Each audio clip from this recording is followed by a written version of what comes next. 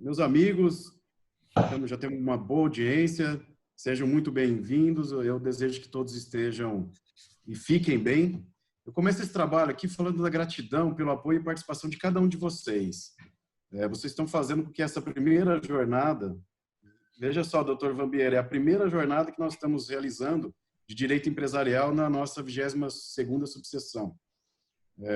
E a gente considera que foi um sucesso já na sua estreia. Eu agradeço a participação de toda a nossa seccional, todos muito ativos, ao nosso presidente, o Marcelo Henrique, ao nosso vice-presidente, o Henri Atic, se não está, logo estará conosco, aos nossos diretores, aos colaboradores, hoje representado aí pelo Luque, o nosso grande ciclista, estive falando com ele agora há pouco, e aos nossos conselheiros.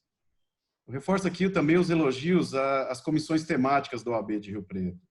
Marcelo começou falando isso, né? E a gente tem, depois eu vou passar a palavra para ele, eu gostaria que ele falasse um pouquinho com relação a essas comissões, que tem feito um trabalho sensacional, não mede esforços, faz com que as informações, o conhecimento seja compartilhado e predominantemente de modo gratuito. Isso é fundamental. Cumprimento a todos eles, em especial a nossa Comissão de Direito Empresarial, através do nosso vice-coordenador, o Lucas de Oliveira. Agora, nós temos a honra aqui de receber o professor e doutor Luiz Rodrigues Wambier. Embora fosse dispensável qualquer apresentação, todos conhecem o professor Wambier, eu fiz algumas anotações aqui. Me permita, professor. O professor Wambier é advogado, tem uma atuação muito destacada nos tribunais superiores, no STJ, STF. É um renomado professor, autor de vários livros e artigos publicados no Brasil e outros países, e é um conferencista internacional. Eu só queria colocar um ponto aqui, que é de muita importância, né? Dr. Wambier, professor Wambier, se sinta abraçado por todos nós. Eu queria dizer também que a sua presença nesse evento não é só pela capacitação técnica que será agregado a todos nós, mas também tem um conteúdo que é motivacional, né?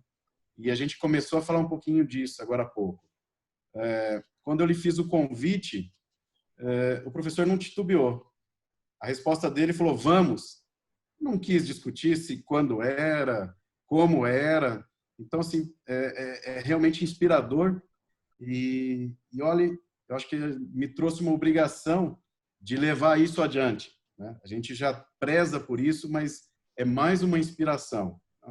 Se a nossa agenda é intensa, imagina do senhor com todo esse trâmite e essa série de conferências, artigos, enfim. Então, por favor, aceite também esse agradecimento e essa honra da nossa parte. Marcelo, por favor, dê as boas-vindas ao nosso público e ao professor.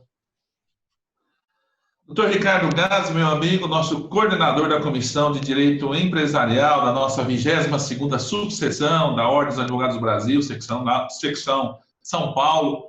Parabéns pelo trabalho, pela iniciativa, por mais essa atividade em prol da nossa advocacia regional. E eu quero cumprimentar cada um dos advogados e advogadas que estão aqui conosco, que nos acompanham, que estejam bem, que Deus possa abençoar cada um dos senhores e senhoras, neste momento que muitos brasileiros, muitas pessoas pelo mundo afora sofrem, né, ou sofreram, né, com a doença ou com a perda de um ente querido. Então, nós temos que estar sempre agradecendo a Deus pela saúde que temos, por estarmos aqui juntos, produzindo, trabalhando, aprendendo. Então, eu acho que isso é a vida e isso tudo que nós estamos vivenciando é para valorizarmos a vida, a família, a amizade, e nós hoje estamos construindo a nossa vida. Por isso, eu quero agradecer cada um de vocês que participam das atividades da OAB, junto com as outras mais de 80 comissões de advogados e advogadas, e dizer da minha felicidade de estar aqui recebendo um dos maiores advogados do nosso país, jurista, o professor Luiz Wambier, que participa desta primeira jornada de direito empresarial da nossa cidade e da nossa subseção. Por isso, doutor Wambier, seja bem-vindo. esteja e se sinta aqui em São José do Rio Preto, abraçado por todos nós. E quero registrar a nossa honra em tê-lo conosco, em aprender com Vossa Excelência, poder compartilhar de todo o seu conhecimento em razão da sua dedicação, de todo o esforço, de todo o trabalho na construção da sua vida profissional. Seja bem-vindo, que Deus possa sempre lhe abençoar. Tens aqui um advogado, tens aqui um amigo, um presidente de ordem à sua disposição nesta cidade de São José do Rio Preto. Seja bem-vindo a todos. Amém. Amém. Muito obrigado, Marcelo. Eu vou ser menos formal, porque eu sou informal. Então, eu vou te chamar de Marcelo, meu amigo. Te agradeço pela oportunidade, pela recepção maravilhosa, pelas tuas palavras. Né? Agradeço ao Ricardo, que me convidou com tanta gentileza. Debatemos o tema, conversamos várias vezes, né? Com bastante liberdade, com bastante informalidade, pensando, na verdade, em trazer um pequeno debate, algumas informações, um pequeno debate que fosse útil para os advogados, né? Basicamente isso. Nós conversávamos um pouco, agora há pouco, nós três, né, antes do início da atividade, antes da recepção de todos os participantes, sobre a importância de se trazer, de se falar coisas que sejam relevantes para o advogado, para o exercício do dia a dia da advocacia, né? Eu sei bem o que é isso, viu, Marcelo e Ricardo, porque eu sou um homem do interior, né? Eu nasci e me formei no interior do Paraná, em Ponta Grossa, onde tenho família, minha filha, minhas netas, tenho escritório ainda lá, tenho escritório no Rio de Janeiro. Hoje eu moro no Rio de Janeiro, eu passo um tempo em Brasília, quer dizer, hoje não, né, por causa da pandemia, mas em função da advocacia eu tenho, e da minha vida pessoal, vários pontos de parada, né? Mas eu sei a dificuldade que é organizar as coisas no interior do Brasil, mesmo que seja uma grande cidade como São José do Rio Preto. Mesmo que tenha voos, com muitos voos por dia, eu já fui várias vezes fazer audiências, etc., em São José e na região, mas a gente sabe que é difícil, né? Sabe que é difícil, sabe que isso muitas vezes exige dos dirigentes da OAB um esforço extra. Seria mais fácil se fosse uma capital, né? Porque estaria tudo mais perto, o tribunal, etc., etc. Enfim, então eu os cumprimento pela ideia, pela realização desse evento. Cumprimento a todos e a todas que estão aqui nos prestigiando e espero, sinceramente, que a minha conversa seja útil, né, para o exercício da advocacia. Quando a gente pensou num tema, eu e o Ricardo, nós conversamos bastante e acabamos falando do negócio, embora seja um evento da Comissão de Direito Empresarial, nós imaginamos que talvez a análise do negócio jurídico processual pudesse ser útil justamente para os advogados que trabalham na área do direito empresarial, porque, afinal de contas, são eles que manejam os contratos empresariais. São eles que elaboram, muitas vezes, na sua atividade de consultoria, as cláusulas dos contratos empresariais, né, de qualquer espécie. E eles que, na hipótese de um conflito de interesses emergente pelo descumprimento, pela interpretação, pelo descumprimento do contrato, pela interpretação de alguma cláusula, etc., que irão levar ao sistema judicial a discussão a respeito disso e, quem sabe, com um bom negócio jurídico processual, as partes sejam atendidas com mais brevidade, sejam atendidas com mais rapidez, sejam atendidas com mais eficiência, inclusive, né? Então, por isso, presidente, que nós pensamos nesse tema. Esse tema imaginamos que seria útil para os colegas e as colegas advogados, né? E eu começaria dizendo o seguinte, que uma das primeiras questões que me apareceu para reflexão quando pensamos nesse tema e quando comecei a pensar há algum tempo no negócio jurídico processual foi a importância do procedimento. Eu costumo dizer que o procedimento nada mais é do que uma costura cronológica dos atos processuais, né? Nós chamamos o procedimento de rito, nós chamamos muitas vezes, há quem chame até chamava o Código de Processo Civil de Código de Ritos, né? Código de Procedimentos, mas na verdade o procedimento é só isso, é essa cadeia cronológica, né? Que é costurada ato a ato, como se fosse com um fio mesmo, com uma agulha, né? Então, a partir de uma ideia ampla que todos nós temos de relação jurídica processual, nós temos que dar ao processo que é a materialização dessa relação jurídica processual, um certo método, um certo jeito, um certo modo de ser. E esse método é exatamente o procedimento. Quer dizer, nós temos que dar à relação jurídica processual uma organização, um método que faça com que a sucessão dos atos processuais seja lógica e se dirija à busca do resultado de uma sentença de improcedência, de uma sentença de procedência, da entrega do bem da vida, etc., em tempo razoável, como determina a Constituição. Então, esses atos vão se seguindo um a um, um depois do outro, e eles vão sendo ligados, os atuais aos anteriores e aos subsequentes, aqueles que virão posteriormente, de forma a estabelecer essa linha de conduta do processo, né, que eu me permito comparar, igualar com o procedimento. Em 2015, o legislador do Código de Processo Civil, ele, diferentemente do que havia feito o legislador de 73, ele escolheu um número menor de procedimentos, né? Ele simplificou a questão procedimental, por assim dizer, guardando, inclusive, uma finalidade com o anteprojeto, com a exposição de motivos do anteprojeto. Lá na exposição de motivos, se a gente pegar e der uma boa lida nela, a gente perceberá que há essa intenção deliberada de simplificar, de racionalizar, de dar ao processo maior eficiência. E, para isso, um dos mecanismos que o legislador pensou foi reduzir o número de procedimentos. Vejam que havia no procedimento, no sistema de 73, o velho procedimento ordinário, o procedimento sumário, o procedimento sumaríssimo, que depois ficou entregue à competência dos juizados especiais. Hoje, no Código de 2015, nós temos o procedimento comum, que serve para todas as questões gerais, alguns poucos procedimentos especiais e o negócio processual, que, ao meu ver, gera aquilo que eu tenho me permitido chamar de procedimentos especialíssimos. Então, nós teríamos o comum para a generalidade dos casos, alguns métodos especiais ou procedimentos especiais que são escolha do legislador. Tem um trabalho do professor Adroaldo Furtado Fabrício muito interessante nos comentários ao Código de 73 em que ele diz isso, que a escolha dos procedimentos especiais tem a ver com a questão de direito material que será veiculada naquele procedimento. Por razões econômicas, por razões políticas, por razões sociais, por razões conjunturais. Ele dá exemplo. Por que as possessórias tiveram um procedimento especial? Pelo seu conteúdo social. Por que a antiga ação de prestação de contas, hoje a ação de exigir contas, tanto lá quanto cá, essas ações acabaram sendo aquinhoadas com a ideia de um procedimento especial? Por uma razão econômica.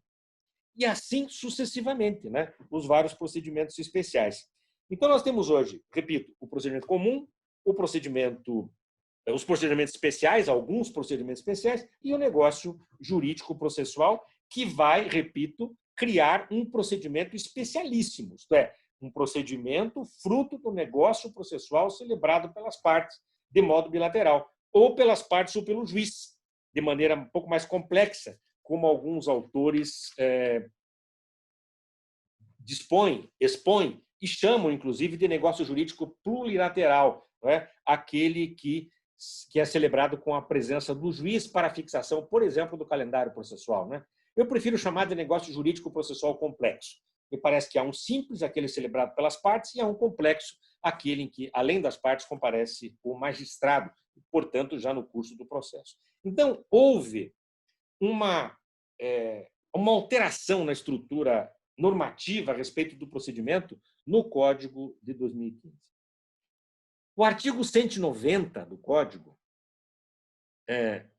diz que, se o processo versar direitos que admitam autocomposição, e aqui é importante frisar uma coisa, meus amigos e minhas amigas, o Código não fala em direitos disponíveis ou indisponíveis, não é isso.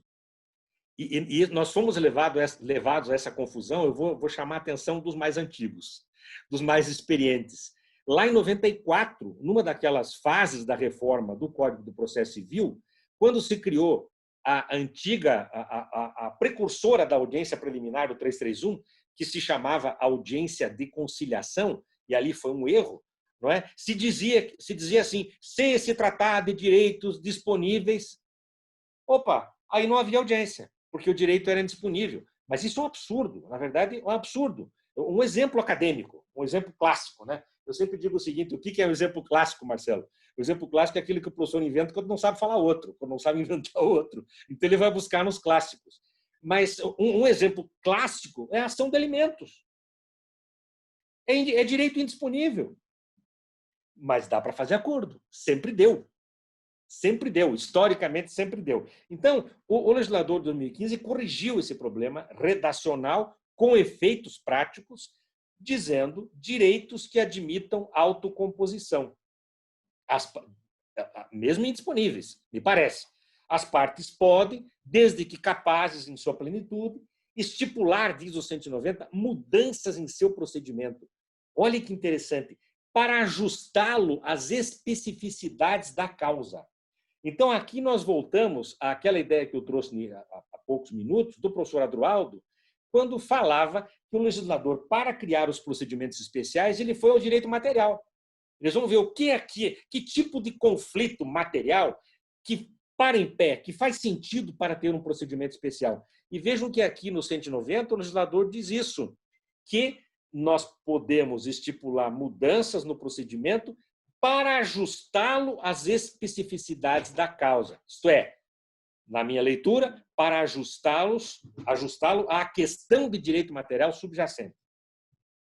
E podem convencionar, diz o legislador, no bojo desse negócio a respeito de seus ônus, de seus poderes, de suas faculdades e de seus deveres. Pode tudo, na verdade, nos limites da legalidade. É claro, hoje é uma discussão muito grande na doutrina, com os seus reflexos na jurisprudência. Eu vou trazer alguns exemplos de alguns tribunais sobre os chamados negócios jurídicos processuais atípicos. Isto é, aqueles que não estão previstos expressamente tipificados no código, estão previstos de uma maneira genérica no sistema. E algumas questões interessantíssimas, né? Trago uma já, Marcelo. Será que as partes podem, num contrato, imagine um contrato de sociedade mesmo, e elas dizem lá, na hipótese de dissolução, de apuração de haveres, etc. Nós pactuamos, João e José, pactuam que haverá juízo único, primeiro grau de jurisdição. Eles abrem mão, desde já, da hipótese de segundo grau de jurisdição. Essa é uma discussão interessantíssima. Alguns dizem não pode, porque é uma garantia constitucional. Não, é uma garantia, mas não é uma obrigação constitucional. Imaginem isso. As partes são capazes, os direitos admitem autocomposição. Se eu posso não recorrer, se eu posso desistir do recurso, por que eu não posso pactuar que nunca recorrerei? Posso. Claro, submeto isso aos critérios. Eu tenho um cachorrinho novo aqui, viu? Não se incomodem. É o Theo, que chegou faz uns dias. E ele me acompanha aqui, ele está aprendendo um pouco de processo, embora prematuramente. Mas vejam se as partes podem renunciar, as partes podem desistir. Por que não podem pactuar isso antes? Claro, nos limites da legalidade. O juiz fará, e falaremos disso logo em seguida, o juiz fará esse controle da legalidade, evitando abusividade, etc, etc. Mas vamos lá. Então, a lei autoriza que as partes celebrem esse contrato lá no plano, esse negócio processual, lá no plano do direito material. Lá antes, mesmo naquele momento em que as partes estão felizes uma com a outra, assinando o contrato. Nenhuma imagina que nunca vai haver qualquer encrenca naquele contrato. Eu vou contar uma história. Meu pai me contava que ele leu um contrato de 2 fulanos que venderam, na época, eu estou falando da década de 50, vendeu e o outro comprou um Ford 51. Fizeram um contrato, vendeu fiado, para pagar em X prestações. Fizeram um contrato e estipularam diversas condições para o negócio, E uma das cláusulas, fixar um foro, é um negócio jurídico processual, a fixação do foro competente, sempre fizemos isso, e uma das cláusulas dizia assim: em caso de morte de qualquer dos contratantes, parênteses, que Deus nos livre, e aí tinha a regra contratual para aquele determinado caso. Mas vejam que a lei autoriza, eu dizia, que se faça isso mesmo antes do surgimento do conflito, antes da instauração do processo. O que significa dizer que podem celebrar num contrato, né? Eu tenho aconselhado muito a clientes, né, nessa área de consultoria, que pensem em cláusulas. Eu sugiro, claro, mas que pensem em cláusulas de negócios processuais. Por exemplo, a cláusula escalonada. Eu acho interessantíssima. Eu li esses dias numa proposta de contrato de locação, em que as partes dizem assim: olha, havendo qualquer disputa, discussão, etc., fica eleita a Câmara de Mediação X. Se não for possível resolver lá na Câmara de Mediação, aí fica eleita o foro da comarca Y. Mas faz um escalonamento, né, para evitar. E eu sou sincero, eu sou advogado, Marcelo, vou fazer agora, se Deus quiser, em outubro, 43 anos de inscrição na OAB. Alguns dizem, não, mas a mediação vai tirar o espaço do advogado. Não, não vai. É um outro campo de trabalho. Não para ser mediador, para ser advogado na mediação. Advogado da parte na sessão de mediação, no processo de mediação. Mas, enfim, esse é um outro tempo, uma outra prosa, um outro dia. Quem sabe virtualmente, quem sabe pessoalmente em São José do Rio Preto. Então, poderá haver cláusulas nesse contrato que se constituam, eu disse há pouco, num negócio jurídico processual que eventualmente nunca venha a ser acionado. Porque as partes cumprem, cada uma cumpre a sua parte do contrato, uma paga, a outra recebe, uma faz, a outra está satisfeita, e esse contrato não se torna conflituoso e, portanto, não chega à fase de discussão judicial.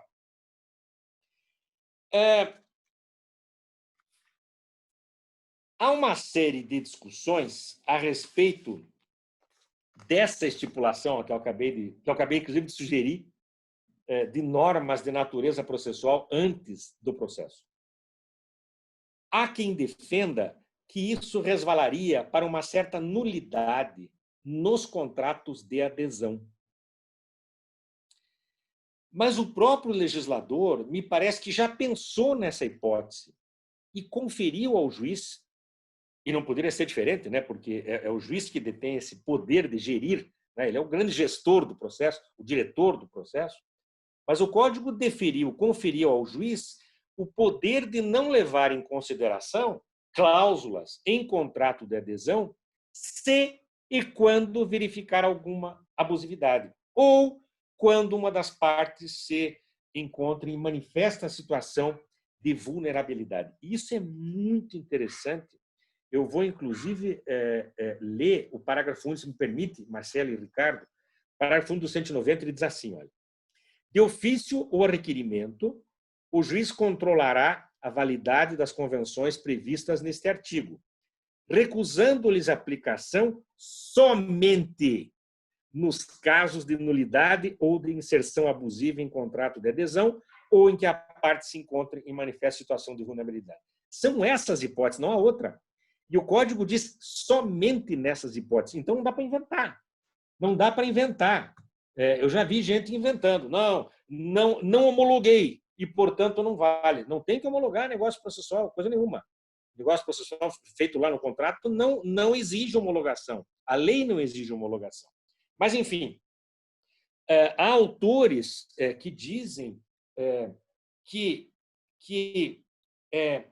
que fazem essa crítica e eu não concordo, porque me parece que essa situação potencial, né, já está previamente resolvida pelo legislador. Então, me parece que o legislador aqui, e merece elogios, né, porque ele, de algum modo, cercou os eventuais problemas que a regra poderia causar, poderia trazer. Então, há quem entenda também que essa disposição sobre a vulnerabilidade teria fechado as portas para a celebração de negócios processuais em relações de consumo. Eu também não concordo. Também não concordo que exista um impedimento automático nas relações de consumo.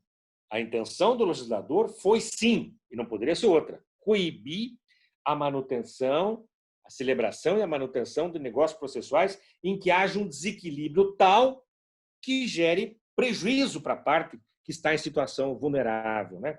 Agora, diante da inexistência de prejuízo, não deve haver a decretação da nulidade. É uma circunstância fática, portanto, que deverá ser analisada caso a caso, no plano empírico. Não dá para ter uma regra geral. Quer dizer, há situações em que, provavelmente, num contrato de adesão, a parte é tão vulnerável que o juiz poderá anular esse negócio processual. Em outras, não. Não é uma regra geral. Quer dizer, aqui não dá para ter uma tese vinculante sobre isso, na medida em que tenha que avaliar caso a caso. Houve uma outra crítica, mas essa de caráter ideológico, né? E eu, pessoalmente, em relação ao Código de Processo Civil, que busca a eficiência do sistema, que busca, no fundo, dar uma resposta para o jurisdicionado, não é para o advogado nem para o juiz, não é para nós, é para João e Maria, Pedro e José, Carlos e Antônio, a empresa X e a empresa Y. É para eles, para elas e para eles que o sistema normativo gerou um código para dar eficiência, para dar agilidade. Não é para nós, né? Não é para os já iniciados. Por isso que me perturba um pouco, em relação ao código, crítica de caráter puramente ideológico, sem que se tire dela proveito para as partes, para a sociedade, né? Mas qual foi a crítica? O que se disse é que o legislador estaria privatizando o procedimento.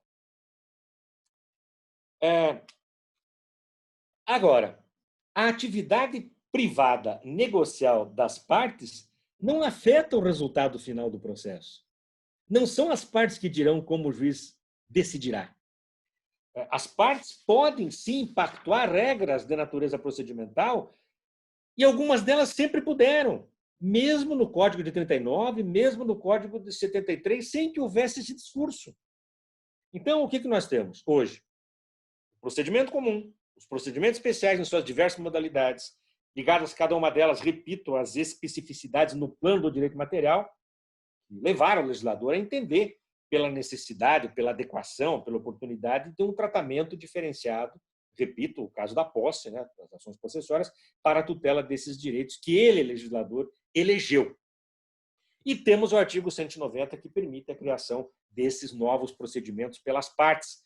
Eu repito, a lei não chama de especialíssimos, eu que chamo desse apelido de procedimentos especialíssimos, porque eles estão vinculados a uma decisão das partes de pactuarem no contrato, quer dizer, pré-processualmente ou endoprocessualmente, se já houver processo em trâmite, as partes podem também ali pactuar alterações no procedimento. Podem pactuar, por exemplo, a escolha do perito.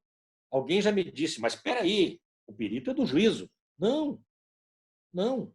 O perito é alguém que vai contribuir com o magistrado para a solução científica, técnica daquele fato, para o esclarecimento daquele fato. As partes podem sim optar. Eu vi há pouco tempo um contrato interessantíssimo, próximo de vocês, da região de São José do Rio Preto, em que a discussão era sobre era um contrato de arrendamento rural e a discussão era sobre o depois. Como avaliar, era a cana-de-açúcar. Como avaliar, eu não lembro o nome, da muda que fica. Tem um nome, que depois brota novamente. Eu tenho um arrendamento, termina meu prazo, eu entrego a área para você, que é o titular, vou embora. Eu tirei a última safra de cana, mas ficou lá eu não lembro o nome disso. Enfim, então a discussão era essa. Qual o valor que se dá para isso? Tem que discutir, tem que indenizar, não tem que indenizar? Era essa discussão. No contrato, as partes pactuaram. Eu li esse contrato, achei super interessante. Não fui eu que fiz, eu li, um colega me mandou. Super interessante. Eles escolheram o departamento como para realizar a avaliação, o departamento de agronomia de uma determinada universidade. Estava eleito o perito. O sistema pericial, que eu achei super interessante. Isso facilita muito a vida das partes e também leva uma certa especificidade à perícia, né? Nós cansamos de ver, pelo menos eu cansei de ver, por exemplo, numa apuração de haveres em que se discutia ou não a existência de caixa 2, vamos falar do Brasil real, do Brasil profundo, em que o sócio que sai atirando e diz, não, lá tem caixa 2, em que o juiz nomeia o perito contábil. Ora, o perito contábil vai analisar a contabilidade é o caixa 1. Então, eu lembro, lá em 92, quando surgiu aquela primeira reforma da lei da prova pericial, que foi, todo mundo fala que as reformas do Código começaram em 94, mas começaram em 92, do Código anterior, com a reforma da prova pericial, em que se permitiu uma junta de peritos para a prova pericial. E eu vi um caso concreto em que, numa dissolução de sociedade, uma apuração de haveres, o juiz determinou um técnico em contabilidade, um contabilista, e um técnico em informática, para formarem uma equipe de perícia para analisar, inclusive, aquilo que não estava na contabilidade, mas que poderia estar na máquina, que poderia ter sido deletado, e etc, etc. Super interessante. Na medida em que a gente queira, de fato, uma solução real e não uma solução fictícia para as questões, né? E é interessante observar como tem autores, professores, né, que são, de fato, geniais. No caso do processo, nós temos alguns nomes assim, né? O professor Cândido Rangel Dinamarco, o professor José Manuel de Arruda Alvim, e entre os que já se foram, eu destaco o professor José Carlos Barbosa Moreira. Barbosa Moreira, em 84, olha que visionário que foi o professor Barbosa Moreira. Em 84, ele falava sobre essa possibilidade num texto, aliás, ele falou em 82, e publicou em 84, num texto, numa coletânea, que eu sempre digo, quem quer entender processo tem que ler essa coletânea, que se chama Temas de Direito Processual. É muito interessante. São acordos dele quando ele foi desembargador, são pareceres e são artigos em geral, né? E há uma série, e ele já alertava para essa possibilidade, que me parece, então, que talvez sempre tenha existido no nosso sistema, só que nós não sabíamos direito e não dávamos esse nome, né? Nós chamávamos de convenções processuais, por exemplo, mas não a entendíamos com essa amplitude, né? Com essa possibilidade de colocar lá uma série de regras, mudando o possível potencial futuro procedimento, se houver, né? Como na história que eu contei do contrato lá do meu pai, se houver, dos amigos do meu pai, se houver. E há uma série de regras que estão interligadas, né? O ministro, infelizmente já falecido, o ministro Ato Guzmão Carneiro, que participou da segunda comissão do Senado, da comissão revisora do trabalho da primeira comissão, ele dizia o seguinte, que o código, por isso ele é um código, ele é um sistema. E ele não pode ser lido às fatias. Ele tem que ser lido sistematicamente. Isto é, ele fazia uma metáfora interessante, que a gente tem que ler o código, olhar para o código como se a gente estivesse numa torre de observação, olhando lá de cima, ou num helicóptero, olhando lá de cima. Então, a leitura do código deve ser ampla, deve ser sistemática, para que nós possamos entendê-lo em toda a sua extensão, com todas as suas dimensões, inclusive econômicas. Porque, no fundo, e faço um pequeno parênteses, a grande interligação que existe no campo do direito empresarial, Ricardo, é entre direito e economia. Quando você leva um empresário uma proposta de um contrato, ele quer saber se aquilo vai ser benéfico para o negócio dele, ele não quer saber do direito.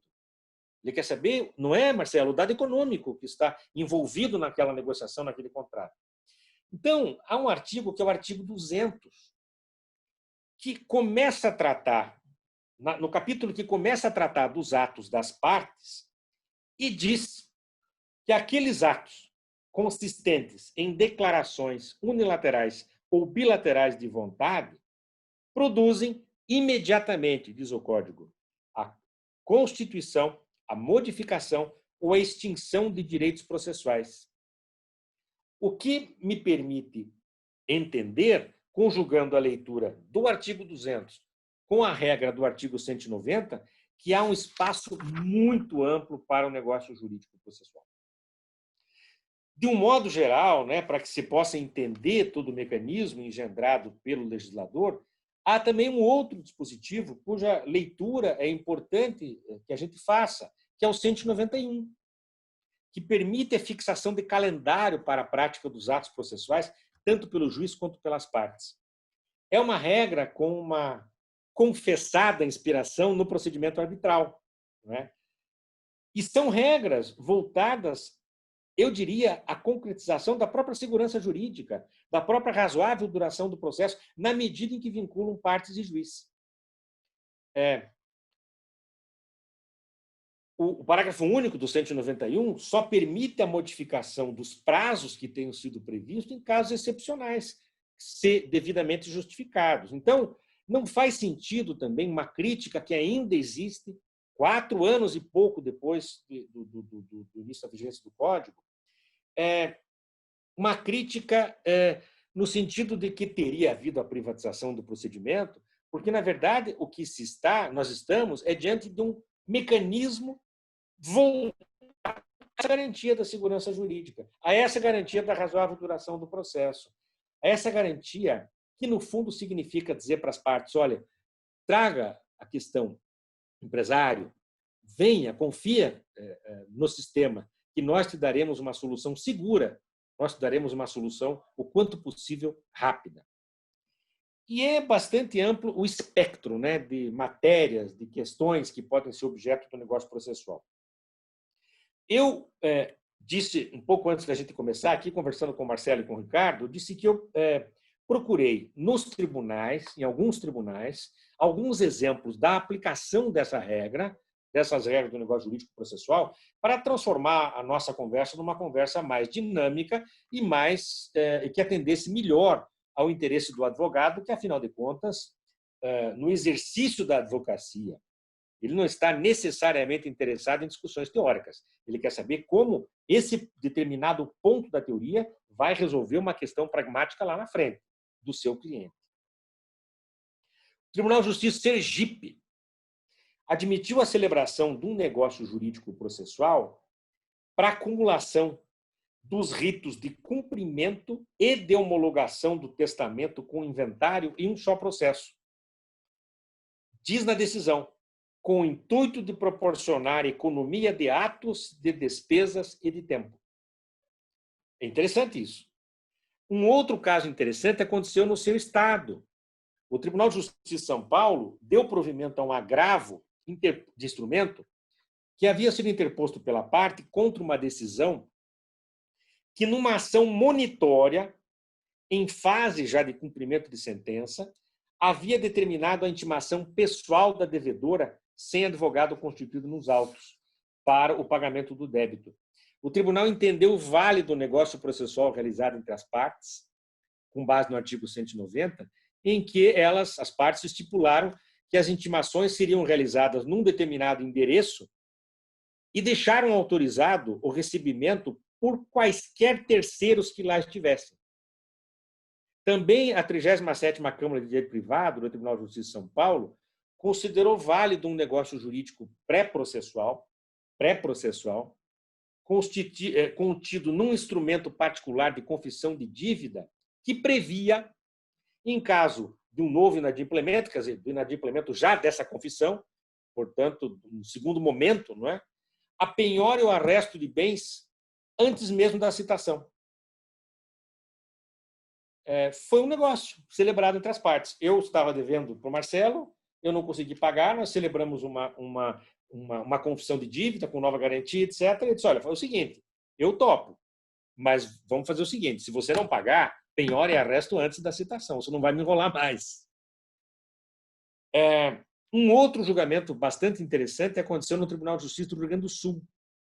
O tribunal entendeu, olha que interessante, entendeu aqui como válido um negócio jurídico processual, de certa forma, contra a legem. Sempre se duvida se isso é possível, se discute se isso é possível, e podemos discutir, mas é muito interessante. O tribunal entendeu que a expressa concordância das partes com relação à compensação de honorários se sobrepõe ao disposto no parágrafo 14 do artigo 85, que veda expressamente a compensação em caso de sucumbência. Achei super interessante essa decisão. No Tribunal de Justiça do Paraná, eu selecionei duas decisões também bem interessantes. A 13ª Câmara Civil, no finalzinho do ano passado, considerou válido um negócio processual celebrado entre dois litigantes para a realização de penhora sobre 2 imóveis como garantia.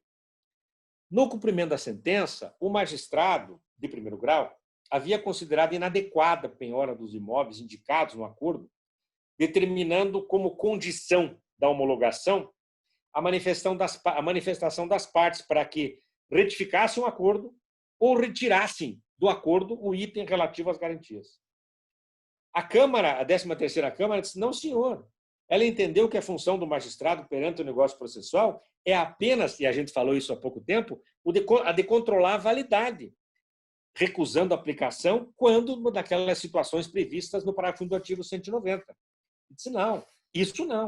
Isso está no limite da autonomia da vontade e as partes podem, sim, fazer esse pacto. Ainda no Tribunal do Paraná, a 14ª Câmara Civil consignou, num julgamento, que isso aqui, eu diria assim que é quase o óbvio, né? Embora, Marcelo, em alguns textos da lei tão claros, a doutrina parece que procura pelo em ovo e muda o sentido do texto, que é claro, e o torna obscuro pela interpretação doutrinária. Eu já vi isso. Aquilo que, às vezes, me dá a impressão, uma vez um professor me disse assim, a nossa função é dificultar aquilo que é simples. E ele, claro que ele falou brincando, nós estávamos numa pizzaria, mas às vezes isso parece verdadeiro. Olha que interessante.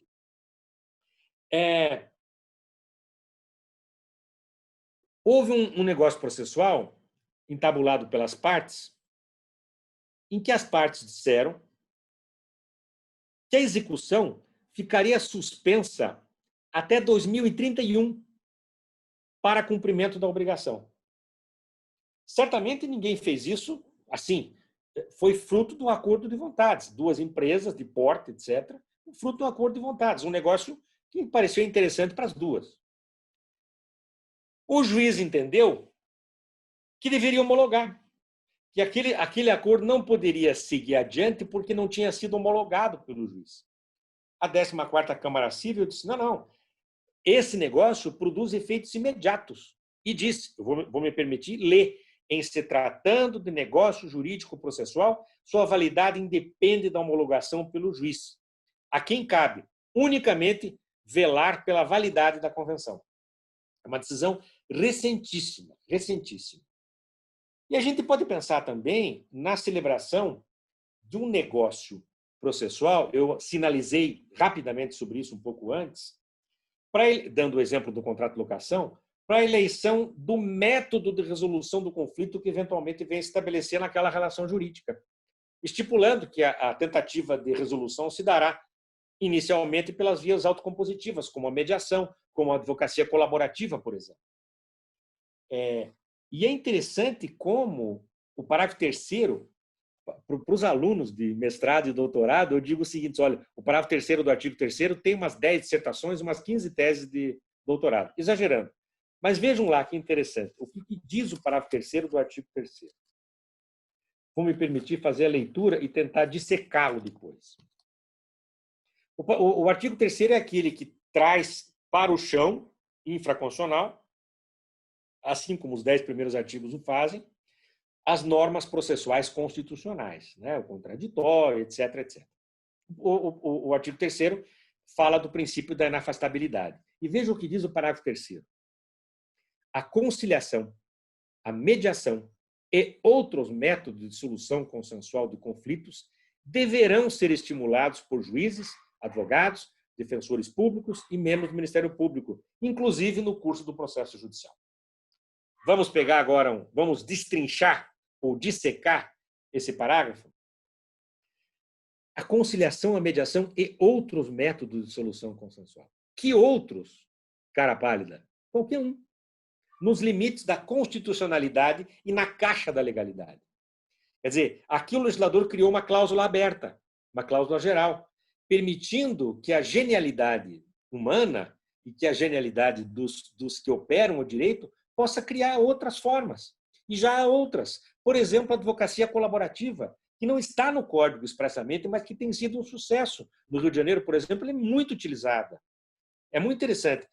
Funciona assim: 2 escritórios de advocacia, ou 2 advogados, firmam um pacto num determinado caso. Um pacto de colaboração mútua, a tal advocacia colaborativa, de que eles empenharão todos os esforços para a solução pré-processual consensual. Se não houver essa solução, eles se retiram, eles não vão a juízo. E as partes deverão procurar outros advogados para ir a juízo.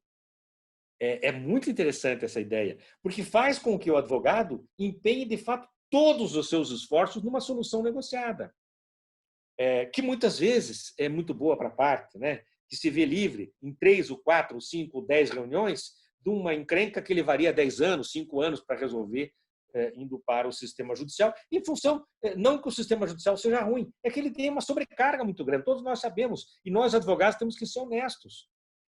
A sobrecarga do sistema judicial é imensa. O juiz brasileiro é o juiz que mais trabalha no planeta. Quando a gente fala fora, né, Marcelo, o Ricardo, em alguma palestra e tal, conversa com algum magistrado, algum professor estrangeiro e fala dos números, eles ficam, não, peraí, você errou o número, você botou uns zeros a mais aí. Uma vez eu comentei dos milhares de processos que cada ministro de recursos especiais, que cada ministro do STJ recebe por ano. O sujeito me olhou e disse, não, você não fala direito a minha língua, não é isso, não. Eu falei, eu tenho um número. No Japão, criaram alguma coisa parecida com repercussão geral quando a Suprema Corte chegou aos 100 processos por ano. Aqui deve dar por hora isso. Por ano. Né? Então, a gente tem que pensar nisso, né? Nessas hipóteses de solução consensual. Mas vamos lá ao dispositivo de novo. Deverão ser estimulados por juízes, advogados, defensores públicos, etc. Não é uma recomendação poética. Deverão, é um dever. E é o descumprimento de um dever, isso nós sabemos desde sempre que ao descumprimento de um dever corresponde uma sanção. Então, é de se pensar, nós como advogados, se nós dificultarmos o acesso a uma solução negociada, nós poderemos eventualmente, Marcelo, responder na OAB. Talvez a OAB ainda não esteja aparelhada para isso, mas é um dever. É um dever. A lei estabeleceu que é um dever. Nós não podemos ler de outra forma, não é? E olha que interessante, diz lá no final do dispositivo, inclusive no curso do processo judicial. Ora, se inclusive no curso do processo judicial, significa que, primordialmente, antes do processo judicial, deve ser exercido esse dever. Então, pense na hipótese de um negócio jurídico em que as partes, dei esse exemplo do contrato de locação que eu li, né, estabelecem que a Câmara Privada de Mediação X será aquela a qual se dirigirão, já nomeiam o mediador antecipadamente, por exemplo, ou dispõe que a Câmara designará uma junta, 3 mediadores, uma equipe de mediadores, dispõe qual o período máximo em que ocorrerão essas negociações pré-processuais. Podem dizer um negócio processual, nós vamos nos submeter a 2 meses de negociação, depois de 2 meses, judiciário. Nós vamos nos submeter a 3 sessões de mediação. Se em 3 sessões não der resultado, judiciário. É interessante. Há, inclusive, um enunciado do Fórum Permanente de Processualistas Civis, me parece que é o número 19, que diz da admissibilidade do pacto de mediação ou conciliação extrajudicial prévia e obrigatória, num determinado contrato. É bem interessante isso. Né? Uma outra aplicação, e eu já estou me dirigindo para o final, eu sei que eu falo demais, já estou me encaminhando para o final. Mas outra aplicação interessante, meus queridos advogados e advogadas de São José do Rio Preto, diz respeito aos contratos administrativos firmados entre administração pública e particulares. Nesses casos, claro, é necessário que os editais de licitação contenham a previsão expressa a respeito dos negócios processuais, que constarão no contrato a ser celebrado com o licitante vencedor. Então, preserva-se assim o princípio da isonomia, o dever de obtenção da resposta mais vantajosa, etc. Mas pode haver. A prefeitura, por exemplo, ao lançar um edital para determinada licitação, diz, olha, uma das cláusulas do contrato será a ida à mediação se houver alguma discussão relativa ao cumprimento desse contrato.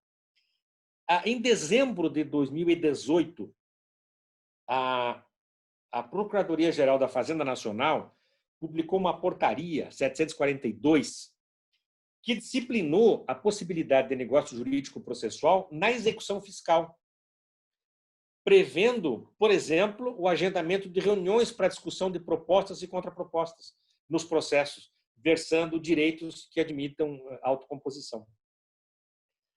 Acho super interessante, né? Super interessante. A gente que advoga há muito tempo sabe o quanto muitas vezes é difícil obter uma solução numa causa que envolva a fazenda pública, né?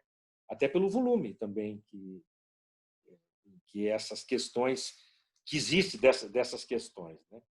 Agora, há regras que são inegociáveis, não é? Falando sobre o âmbito de incidência desse artigo 190, né? Nós temos que saber, ter em mente que algumas regras, a respeito de algumas regras, não se pode pactuar, nem antes nem no curso do processo. Não se pode pactuar, por exemplo, regra para suprimir garantia constitucional. Olha, não haverá contraditório, não será exercida ampla defesa, alguma coisa assim, né? Quer dizer, nós podemos estabelecer regras procedimentais, alterações procedimentais, o que é bastante diferente, né? E nesse ponto, vejam que lá em 82, o professor Barbosa Moreira já nos advertia.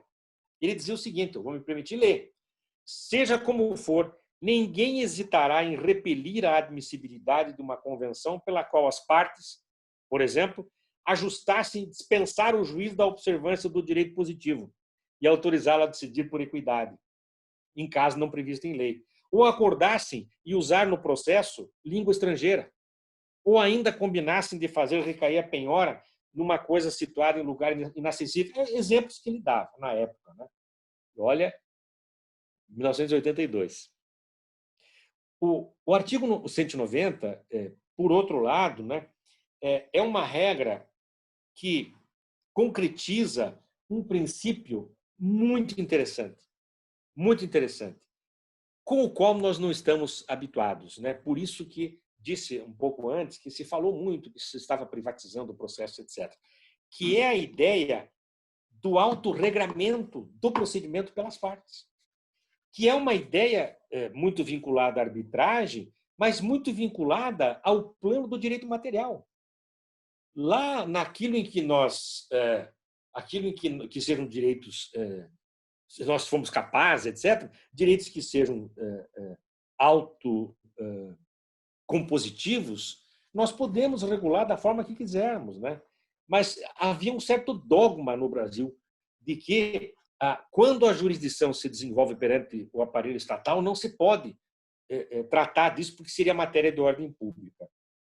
É uma regra, portanto, que, como eu disse, enfrentou muita resistência, e eu diria a vocês, como fruto da observação, né, que, no fundo, esse é um problema de todos nós, seres humanos. Não é do advogado, não é do juiz, não é do engenheiro, do médico, é de todos nós. Nós temos muita resistência às mudanças, porque as mudanças, frequentemente, exigem da gente um ato muito complexo, que é sair da zona de conforto. Eu sempre fiz assim, eu sempre estudei assim, eu acho que assim está certo, por que eu vou me movimentar? Nós temos dificuldade de encarar a mudança como algo útil e, pior ainda, como algo benéfico, né? O Jung já fez um belíssimo estudo sobre isso, né? E ele concluía que o medo do novo, o medo do desconhecido, é uma característica praticamente intrínseca do inconsciente humano, né? Nós partimos inicialmente, normalmente, da desconfiança, imaginando que não vai dar certo. E essa é uma dificuldade com a qual convivemos todos nós, na nossa vida pessoal, na nossa vida profissional, mas que devemos, penso eu, buscar superar. Voltando ao grande centro, né, do nosso tema, que é o 190, o dispositivo diz que são os direitos em disputa devem admitir autocomposição. Já disse brevemente e reitero, é preciso traçar uma linha divisória que muitas vezes traz uma certa confusão para nós todos, operadores do direito. Não se está falando de direitos disponíveis ou indisponíveis, mas de direitos que admitem autocomposição e ponto.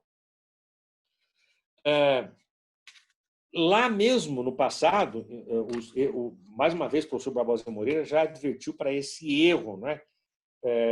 Que é considerar que os direitos indisponíveis, pela sua natureza da indisponibilidade, não pudessem ser objeto de transação. Tem um trabalho muito interessante, que eu sempre recomendo,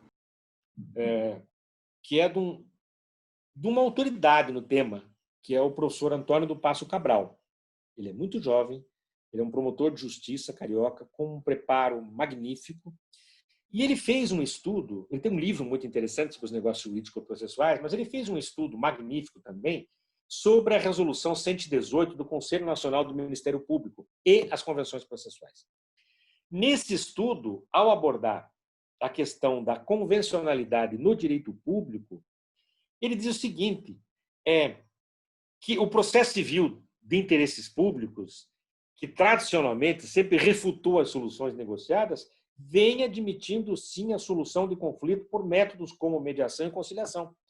Então, ele diz assim, isso é uma vitória de uma concepção que reconhece uma certa disponibilidade parcial dos interesses públicos. Quer dizer, isso hoje se sobrepõe àquela ideia de que o interesse público seria necessariamente indisponível, necessariamente inegociável, né? Há diferentes graus de disponibilidade e em diferentes graus de negociabilidade que permitem a flexibilização dessas regras, mesmo nos espaços de interesse público, né?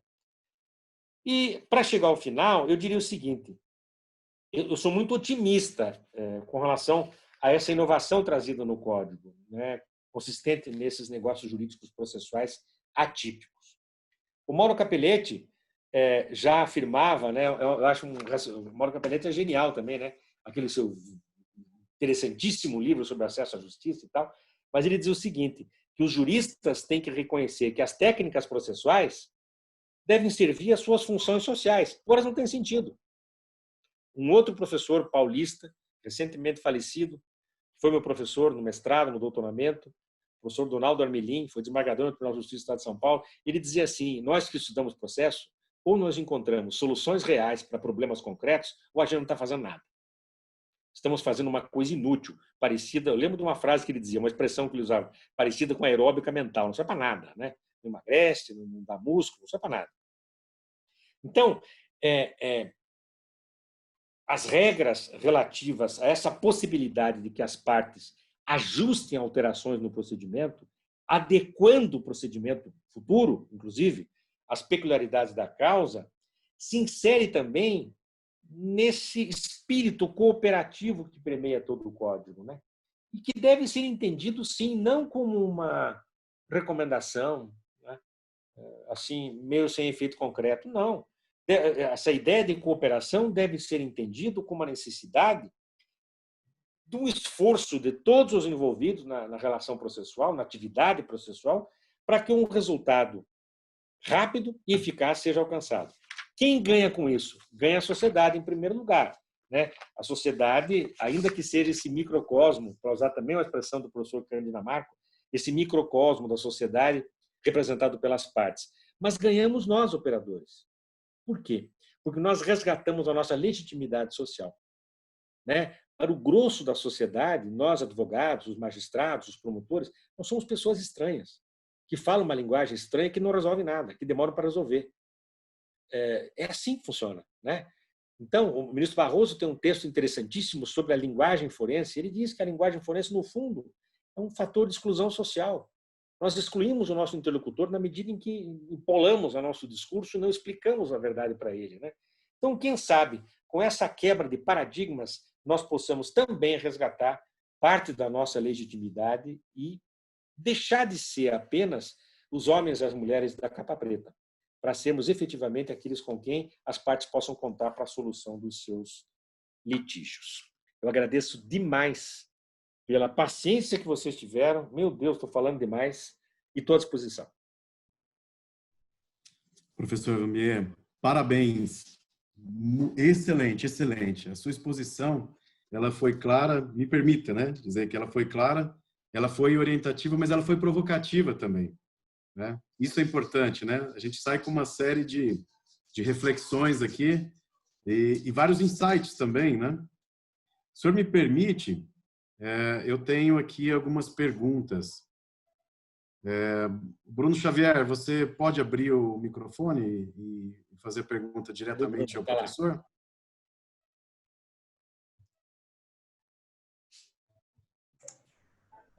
Agora sim. Vocês me ouvem? Sim. Perfeito. Professor, eu tenho uma pergunta que é talvez mais uma provocação do que uma pergunta, que é a seguinte. Por que nós não temos mais negócios jurídicos processuais até agora? São os advogados que têm receio de usá-lo, é o judiciário que tem receio de permitir a aplicação do instituto. De que forma o senhor explicaria isso? Pois é. Parte disso eu disse, né, Bruno, quando falei dessa nossa necessidade, dessa nossa dificuldade de sair da zona de conforto. Eu diria o seguinte: é um instituto que ainda não foi testado, né? Porque na verdade a lei é muito engraçado isso, né? Porque qualquer produto, essa caneta, por exemplo, ou uma pasta de dentes, ela é testada antes. Tem aqueles laboratórios, as pessoas pesquisam e vão ver se funciona, se não funciona. A lei não, é ensaio e erro. Edita a lei e vamos testar, vamos ver se funciona. Tem lei que pega e lei que não pega, que nem carro velho no tranco, né? Não pega, não pegou, não teve jeito. Então, ela ainda está em fase de testes, né? A gente está acompanhando agora pelo STJ, né, nesse ano mesmo, o julgamento sobre feriado notório, feriado de carnaval, feriado local, julgamentos sobre fundamentos autônomos, enfim, vários julgamentos interessantíssimos, honorários. O Código, como lei federal, chega lá para ser interpretado pelo STJ. Então, nós estamos ainda em fase... O Código é muito novinho, o Código é uma criança, ele não amadureceu ainda na comunidade. Esse é um primeiro fator. O segundo fator é que talvez nós não compreendamos bem a importância do negócio e não, aspas, vendamos para o nosso cliente essa possibilidade. Né? Então, na medida em que o advogado, que é encarregado, contratado para propor cláusulas de contrato, não propõe o negócio, isso não vai demorar para chegar no judiciário. Demorando para chegar no judiciário, vai demorar para ter essa avaliação. Eu citei aqui 5 ou 6 acordos, não tem muito além disso. Eu fiz uma pesquisa não exaustiva, mas quase exaustiva, e encontrei pouquíssima coisa, já em fase de tribunais. É possível que tenha muita discussão no primeiro grau de jurisdição, que ainda não chegou aos tribunais e não foi julgada nos tribunais, portanto não tem acórdão ainda, né? Mas eu acredito, Bruno, que o primeiro problema é esse. Falta a nós, advogados, a compreensão da utilidade do mecanismo. É uma provocação. Professor. Obrigado. Precisamos começar. Professora, tem uma pergunta que o Henrique Boulos deixou. Tá. Vou ler aqui, por favor. O artigo 190, parágrafo único, vê que o juiz pode revisar de ofício ou a requerimento convenções que estejam em contratos de adesão ou caso de manifesta vulnerabilidade de uma das partes. No entanto, gostaria de saber quais tipos de negócios processuais em um contrato de adesão seriam considerados efetivamente abusivos. Aí ele coloca aqui, entre parênteses, uma cláusula de eleição de foro, por exemplo, pode ser considerada abusiva. Além disso, caso o juiz assim decrete de ofício, deve abrir previamente espaço às partes para que se manifestem a respeito? Ótima pergunta. Ótima pergunta. Eu diria o seguinte, quem que perguntou mesmo? O Henrique Boulos. Henrique. Então, eu diria o seguinte, em primeiro lugar, a gente tem que pensar o seguinte, caso a caso, não há como estabelecer uma regra geral, porque a cláusula de eleição de foro, por exemplo, numa situação específica, poderá ser considerada abusiva em razão da vulnerabilidade. Em outro, não. Então, imagine uma causa de eleição de foro com um consumidor que mora em Pirapozinho do Norte, que eu nem sei se existe, tá? Num estado distante. E a cláusula de eleição leva ele para 3.000 quilômetros de distância para discutir. Talvez seja uma causa, estou inventando um exemplo, o que não é uma boa recomendação nunca, né, Marcelo? Mas pode ser uma hipótese de vulnerabilidade. Agora, quanto à segunda parte da pergunta, eu iria para o artigo 10. O artigo 10, que tem aquilo que eu costumo chamar de contraditório pleno, contraditório redesenhado, se preferirem uma expressão coloquial, um contraditório turbinado. Né? Porque o que diz lá? Que o juiz não pode decidir a respeito, com base em fundamento a respeito do qual não se tenha dado às partes oportunidade de se manifestar, ainda que se trate de matéria sobre a qual deva decidir de ofício. Isto é, ainda que se trate daquela velha conhecida matéria de ordem pública. Isso é muito interessante. E não é um dispositivo solto. Mais uma vez, evoco aqui o ensinamento do ministro Atos Guzmão Carneiro. Não é um dispositivo solto. Se nós lermos o 10 junto com o 489 e com o 85, nós veremos que eles formam um sistema. Ora, a decisão é fundamentada, de acordo com o 489. Foi respeitado o contraditório de acordo com o 10. Eu vou arriscar um recurso irresponsável, correndo o risco da majoração dos honorários de acordo com o 85? É uma coisa para se pensar. É uma coisa para se pensar. Valeria a gente, uma outra ocasião, fazer uma conversa sobre a fundamentação, porque essa é uma regra interessantíssima. Eu sei que há muita resistência dos magistrados, muita resistência, mas eu digo o seguinte, essa regra é a favor do magistrado. A favor. Porque é a favor do sistema judicial. Porque eu tenho dito isso a clientes, olha, é o seguinte, a decisão está fundamentada. Ela é bem curtinha, não precisa ser longa, mas eu diria que é um método decisório, que é um checklist. O juiz decidiu exatamente de acordo com aqueles itens ali. Ele respeitou tese de repetitivo, por exemplo, disse, eu vou recorrer para tentar a sorte. Claro que aí nós temos outros problemas. Eu já termino, mas só vou falar de mais um problema que fica para uma outra discussão. Um deles é a justiça gratuita, da forma como ela é feita no país. É muito irresponsável. No seguinte sentido, gera litigância irresponsável. Não custa nada, eu vou litigar. Não tem ônus nenhum. Se eu perder, tanto faz. A Inglaterra tem uma regra muito interessante, que diz assim, se o juiz se convencer, bater o olho no case, na petição, se ele se convencer que a parte não exauriu os métodos, previamente, os métodos autocompositivos, ele devolve, não tem recurso. Tchau, vai embora. Vai lá procurar negociação, mediação, conciliação, depois volta se você não conseguir. Tomara que você consiga lá. Porque se você não conseguir, ao voltar, você tem uma penalidade por ter usado o sistema antes de exaurir os meios pré-processuais, consensuais. Você vai pagar o décuplo das custas. É muito interessante. O problema é que nós não nos permitimos sequer refletir sobre isso no Brasil. Né? Duas coisas que nós não refletimos. A amplitude da gratuidade e justiça e a presença maciça e massiva do poder público em juízo. Nós não discutimos isso. 62%, saiu há poucos dias, há poucos meses, 2, 3 meses, no site do STJ. 62% dos recursos especiais e das ações de competência originária que tramitam no STJ tem o poder público envolvido. 62%. Muito mais da metade. Tem que pensar. Tem que pensar nisso. Né? Solução não tenho, mas eu penso que nós temos que ter a responsabilidade social de pensar nessas questões, de refletir sobre elas. Será que eu respondi? Respondido, professor.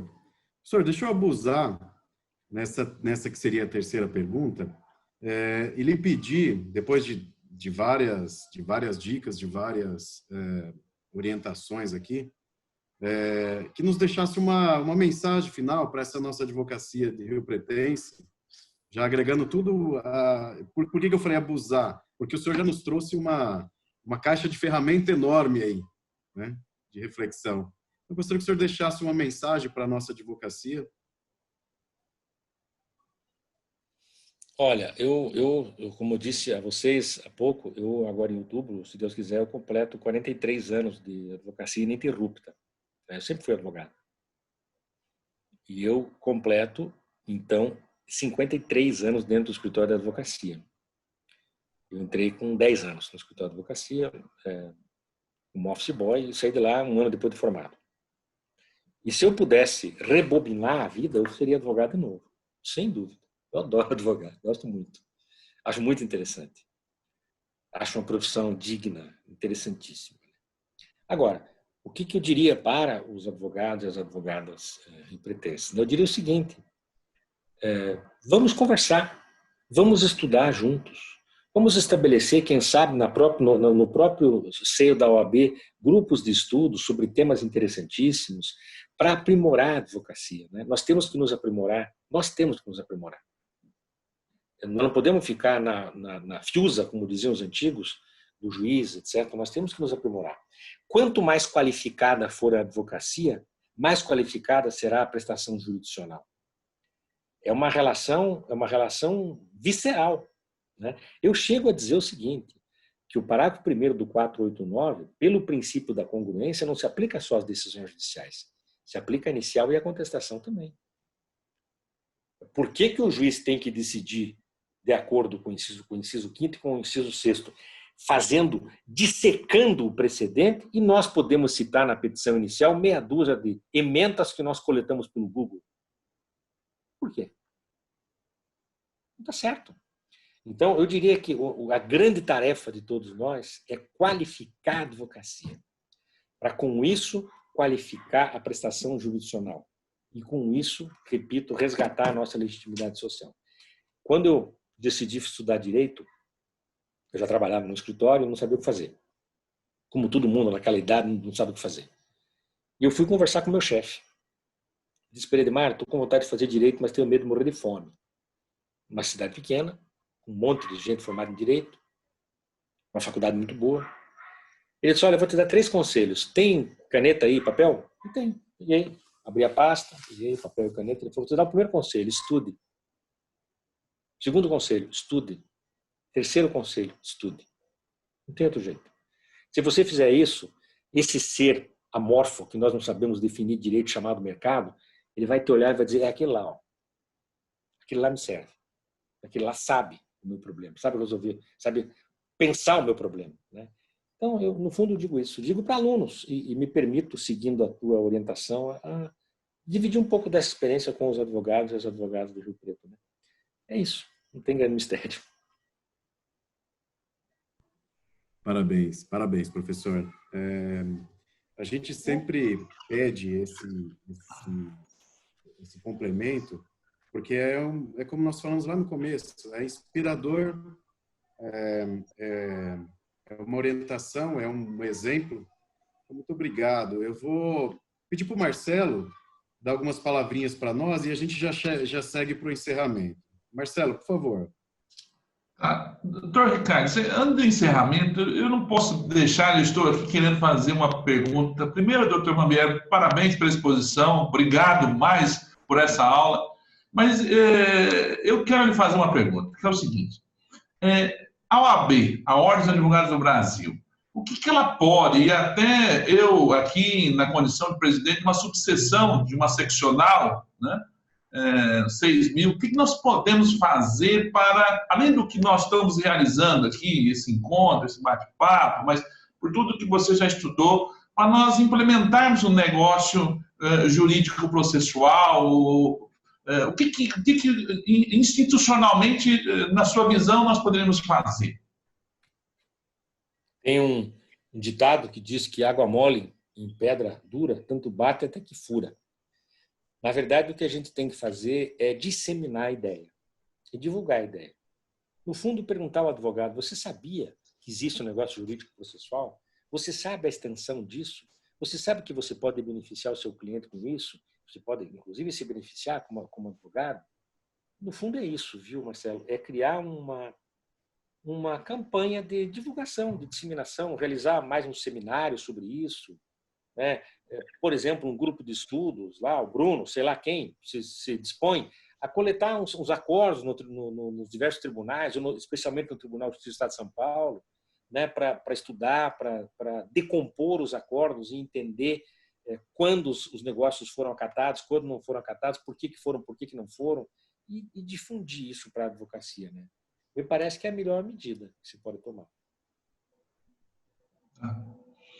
Bom, meus amigos, eu quero, doutor Ricardo, agora atendendo o vosso pedido, eu fico aqui mais uma vez muito feliz, doutor Mamieri, por nós estarmos juntos aqui e poderemos ficar conversando muito tempo. Claro que aqui em São Paulo, nesse momento, o nosso Palmeiras está ganhando do Corinthians por informação rápida ali, que eu só tenho quando aparece o gol do Palmeiras. Qualquer outro resultado não aparece no meu celular. Então, eu tenho essa informação, estamos aí no decorrer do intervalo do jogo, mas muitíssimo obrigado pela sua presença. Reitero aqui de que as portas da nossa subseção estão escancaradas para Vossa Excelência.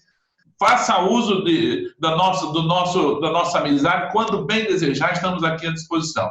E que, o Ricardo Gázia, nós estamos aqui ao lado de outros coordenadores de comissão da nossa subseção, doutor Mamieri, doutor Lucas de Oliveira, da Comissão de Fusões, e também doutor Bruno Xavier, da Comissão dos Departamentos Jurídicos.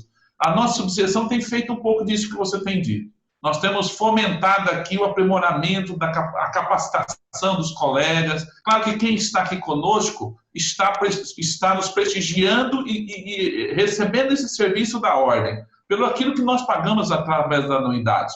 Mas eu sinto que ainda está muito distante da grande maioria da advocacia.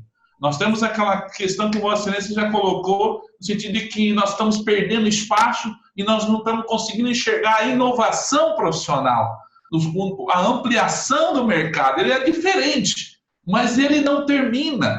E nós ainda não conseguimos fazer com que uma grande parcela da nossa advocacia não consiga raciocinar nesse sentido.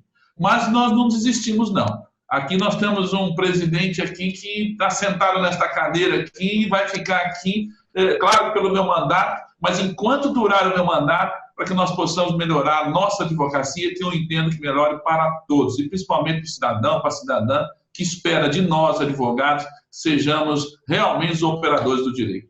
Muitíssimo obrigado, doutor Luiz Mamieri. Quero agradecer cada um dos amigos e amigas advogados aqui presentes, doutor Ricardo Gado, doutor Lucas de Oliveira, Bruno Xavier, todos que participaram nesta primeira jornada de direito empresarial. Ficamos honrados pelo trabalho que vocês desenvolveram para a nossa advocacia. Não tenho dúvida de que este é um evento que o ano que vem, assim sucessivamente, ocorrerá. Muito obrigado, que Deus abençoe cada um de vocês. Uma boa noite a todos. Obrigado, Marcelo. Boa noite.